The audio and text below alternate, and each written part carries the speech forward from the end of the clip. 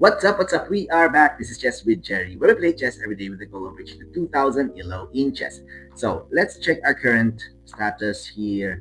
We are 1527. Yes, we've reached the 1500 mark again, and we are trying to just just stay within this 1500 ELO. As you can see, we had a lot of wins here, and then another streak of losses, but we are able to hang on.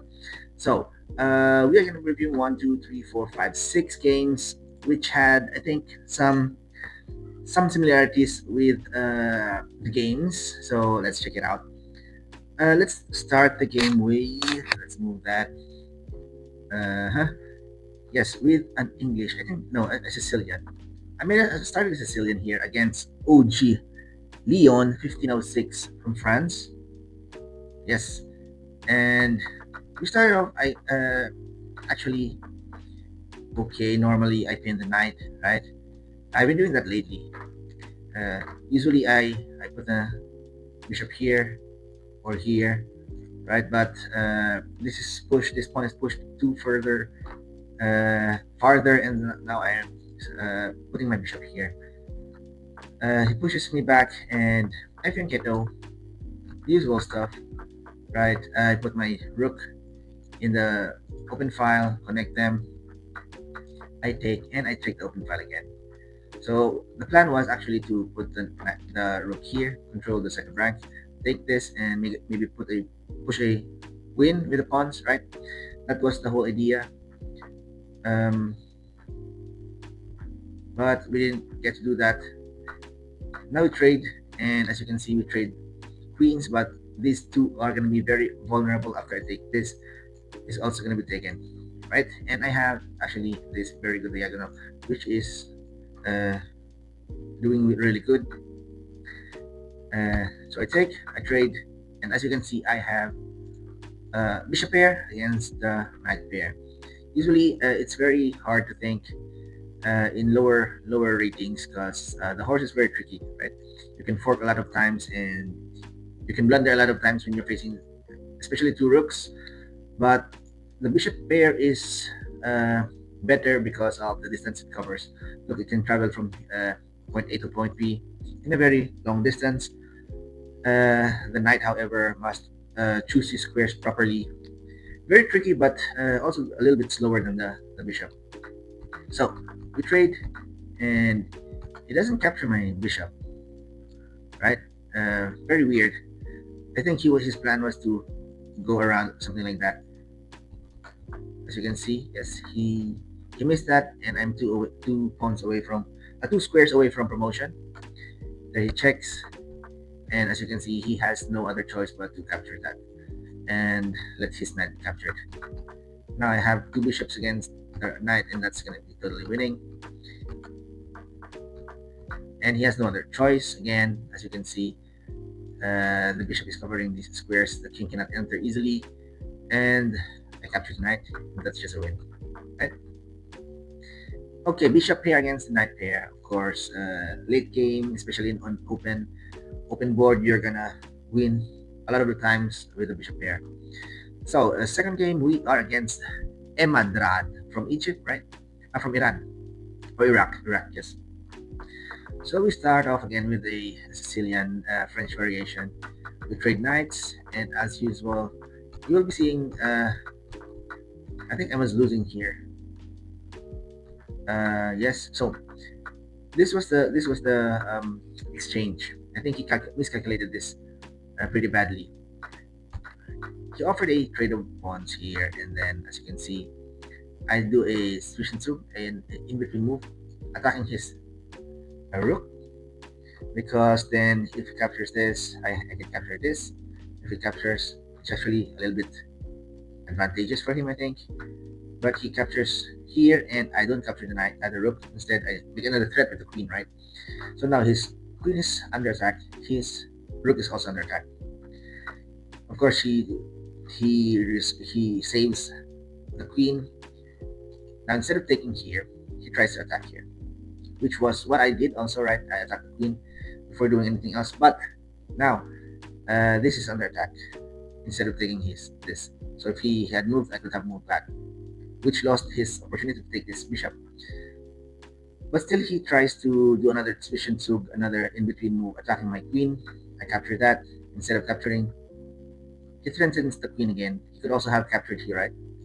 He could also have captured here. Let's see the analysis.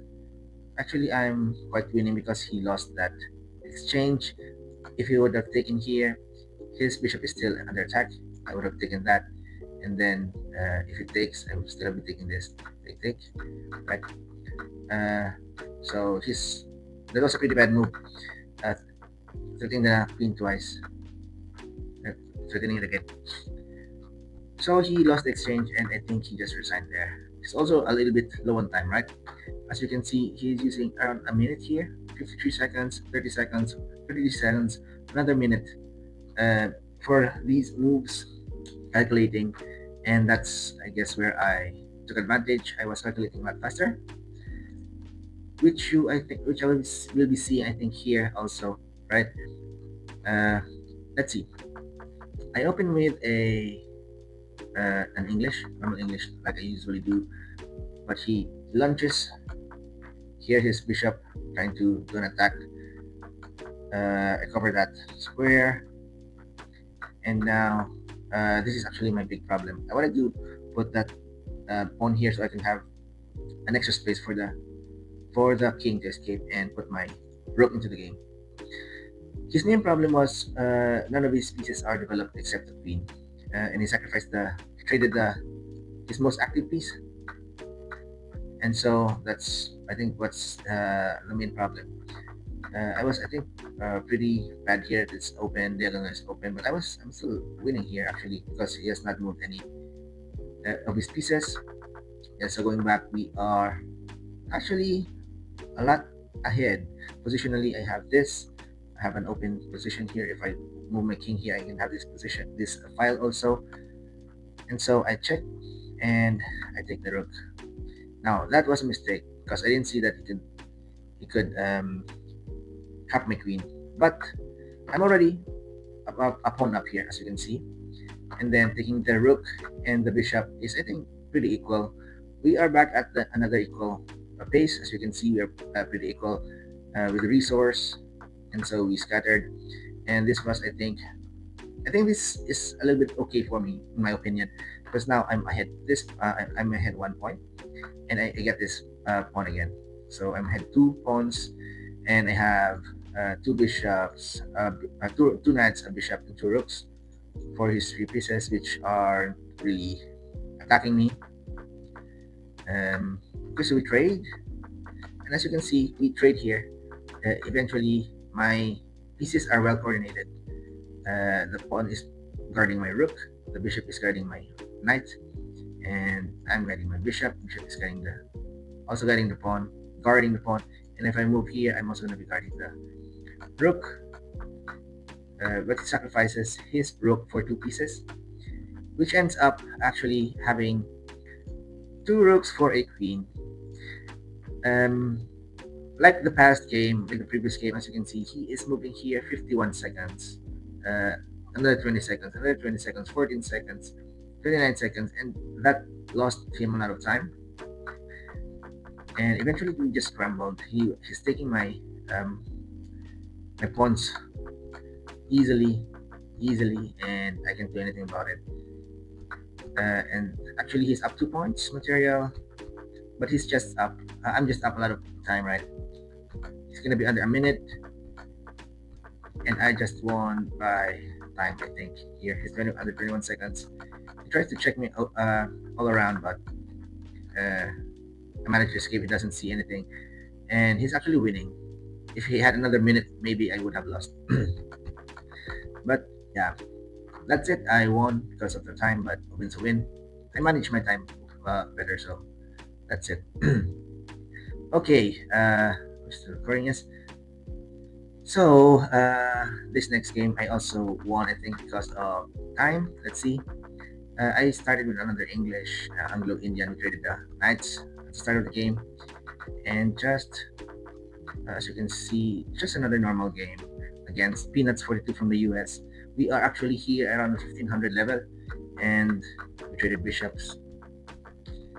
And as you can see, this game is really dominated by the time, controlled by the time. Um, First few moves, he was just actually not thinking. He was just blitzing the moves out and then starting here. The eighth move, 40 seconds, 40 seconds. By the sixth move, another 18 seconds, another 50 seconds, 53, another minute, and that lost a lot of his time, and he's done under a minute while we both have a lot of time, a lot of resources still. So let's see the analysis. Positionally, who's winning? He's actually winning positionally, as you can see. Uh, Stockfish is saying he's winning positionally. So we just scrambled, and I think he gave up somewhere here. He's under 20 seconds. I still have a minute. He have a lot of resources. He has no more queen, and he has nothing to attack me. And so he made a mistake. He blunders because he is already not having enough time, and yeah, sometimes we blunder. Okay, these last two games are going to be a bit different, but both these games are going to be quite the same in the theme. I start with another Sicilian. My king side is pretty open, as you can see, and he didn't want to try trade the queens. I would have traded the queens because the position is actually busted. If I were white, as you can see his castle, I'm not. Yeah, and then I'm up a point. How was I up 3 points material? I don't know. I think he did a mistake somewhere. But what I want to talk about is the pawn. This pawn is a pass pawn, and pass pawns must be pushed. And so I pushed this. I had a very good control of the position since this was guarded by the this pawn was guarded by the queen and by the knight and by the other bishop and by the other rook. I mean, and so I think he didn't utilize efficiently all of his pieces, and then I trade, and now my pawn is one step closer to promotion. I think that's where he stumbled, right? Now I try to attack this position, it will check, trying to trade this and make another queen, but he doesn't bite. So I will check, sacrifice my knight, take his rook, and I just let go of it because I'm already up material. I have two rooks and a knight for his bishop knight, for his knight and rook. And so I just converted here pretty well. He resigned, but I think the game was controlled by that pawn here, right? And the last game, how many minutes? I'm recording 16 minutes. Okay, so last game. Let's do it a little bit faster. Actually, I opened with another English great snake variation. This is like the Sicilian, isolated Sicilian, isolated dragon, and I like doing this move wherein when they fianchetto and castle, I put the bishop and queen in this diagonal and just trade the queens. Because it's really very hard to break. I find it really hard to break this position, and so he let me do that. I would trade queens, and actually he's up 3 points. No, we are actually equal. And his rook is on the second round, which is very, very dangerous, I think. But as you can see, I have another secret weapon here. It is the pawn, which can track down the next following moves. He goes forward. I check. Now I utilize the position of this pawn. I block this. I'm going to be pushing this, and I don't care actually if he is trying to attack me. I'm promoting.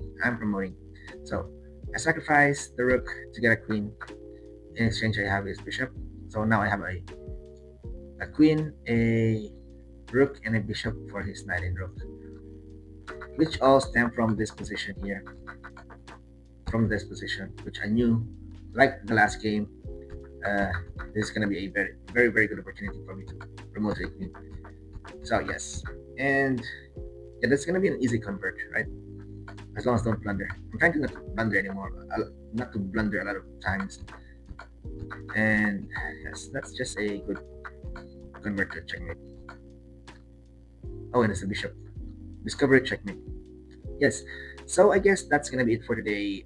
That's our week 14. I don't know. I think we're week 15. Yes, we're around week 15, and that's gonna be it for today, guys. We are currently 15:27, and that's it. No shortcuts, no speedruns, just pure chess training every day. We are gonna be back again next week. I'm out.